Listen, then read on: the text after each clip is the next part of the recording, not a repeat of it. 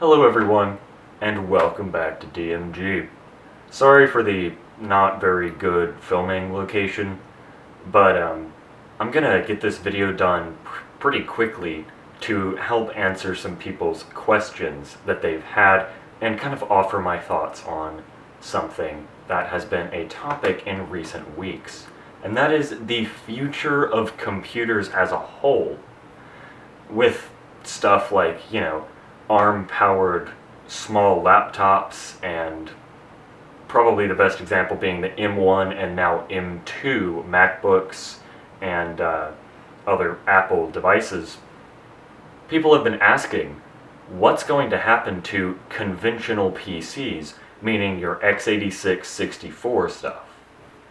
Well, first of all, let's just think back to the inception of x86. We can kind of think of the first x86 PC as the IBM PC from August of 1981. So it's been on the market for 41 years. So if we count that as the first x86 PC, which it pretty much was, it defined what computers would be for years to come. x86 has been on the market for almost half a century, which is quite a long time.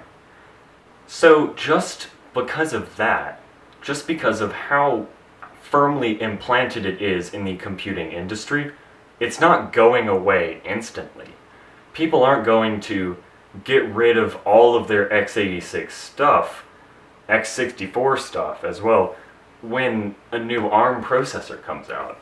Intel isn't going to stop making 64-bit processors anytime soon. It may happen in the future, but that's at least 20 years out, because in terms of application support, the majority of programs are still x86-64. So processors are still needed to run those applications natively, because a lot of times emulation just doesn't quite cut it in terms of performance, compared to original hardware. Now, another question I see quite a lot is, what's going to happen to these CPUs that go in sockets? Well, AMD recently released a brand new socket, so that's kind of proof that socketed CPUs aren't going away for a while.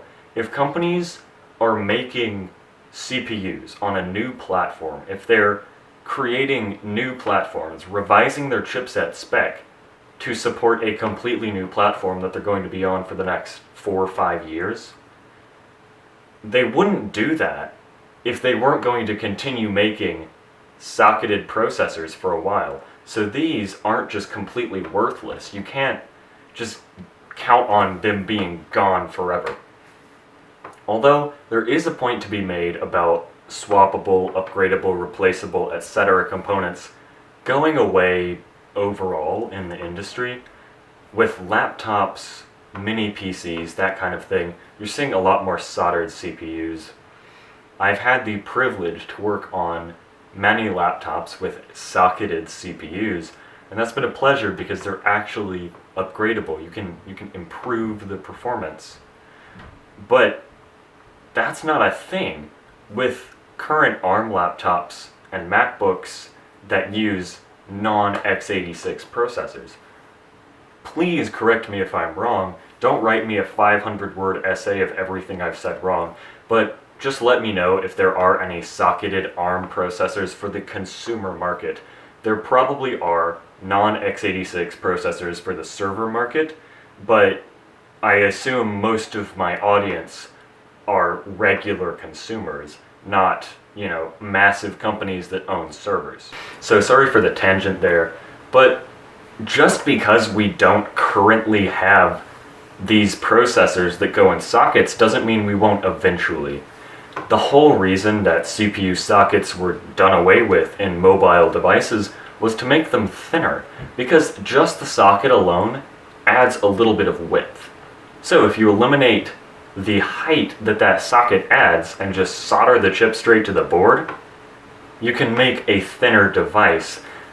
And I assume it's actually cheaper to make as well, because you don't have to solder the socket and then have someone to install the processor. It just gets soldered straight to the board, and that's that. Of course, computers like that have a much more limited lifespan. But if ARM processors, non-x86 processors, really start to become a thing, there are going to be socketed versions. As I was saying earlier, just because we don't have them now doesn't mean we eventually will. Because it's, one, a very new technology in the consumer space. Like last 10 years or so is when consumer ARM processors really started taking off. Alternative architectures really started becoming a thing. And they've all gone in thin, light devices. Tablets, laptops, and, well, of course phones, but that's different. So, if they get more popular and they start going in desktop computers, there are going to be socketed ones. One of the main draws of these ARM chips, non-x86 chips, has been that they're reduced instruction set, so they can do, things using less power. And that's good in a battery-powered device like a laptop or a tablet where you need to save battery, or in a large server environment where you're consuming thousands and thousands of watts per rack. And that cost really starts to rack up. So there's not really a reason for them to be in desktops now, if that kind of makes sense. Another question people have been asking is, what about these things? What about these? What happens with these? Can I use these anymore? A lot of people have been saying, can I upgrade my graphics card? What if this ARM system on a chip completely replaces it? We've seen very powerful SOCs, like fully integrated processors. The Xbox One X, what's it called? The Series X and PS5 have one processor. There's not a discrete CPU and GPU. It just has a very good iGPU, and those processors aren't really ARM. They're made by AMD. But a lot of people have been saying, like, if our processor and integrated graphics are very good, which paired with the argument of the M1, the Apple M1 graphics being pretty good, will we even need GPUs anymore? What if I want to upgrade? Will I have to replace the entire computer? Maybe. But again, we don't know that yet. This technology is pretty new, and it's only been implemented in laptops on the consumer computer side. So in the future, you might just pair an ARM CPU with a PCIe GPU. Probably not a GTX 670 like this one, because that would not make sense. But just because what the industry is doing now isn't exactly what you're hoping for, doesn't mean that it will never get accomplished, because a technology in its inception shouldn't be counted on as the final result.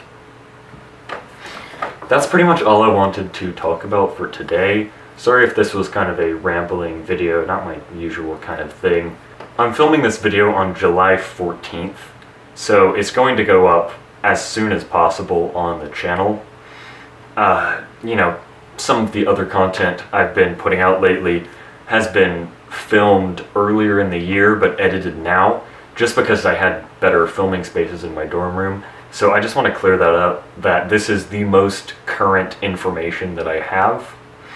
And I have done a bit of research for this video. So don't say like, oh, you made this months ago. I didn't. But thank you everyone for watching.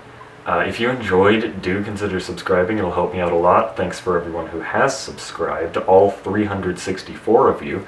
But that's it for this one. Thanks everyone for watching, and see you next time.